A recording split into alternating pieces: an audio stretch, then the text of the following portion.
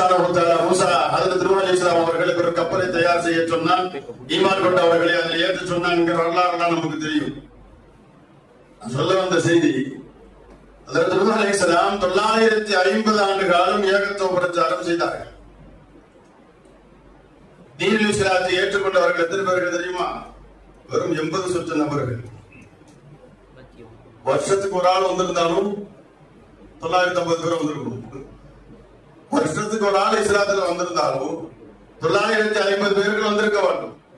950 ஆண்டு காலம் ஏகத்துவ பிரச்சாரம் செய்த ஹஜ்ரத் நூஹ் அலைஹிஸ்ஸலாம் அவர்களால் தன்னுடைய கொள்கையின்பால், தன்னுடைய லட்சியத்தின்பால், தன்னுடைய மார்க்கத்தின்பால், தன்னுடைய தீனின்பால் 80 சொச்சம் நபர்களைத்தான் கொண்டு வந்து சேர்க்க முடிந்தது. ஆனால் கண்மணி நாயகம் ஸல்லல்லாஹு அலைஹி வஸல்லம் அவர்கள் வெறும் 23 ஆண்டு காலம்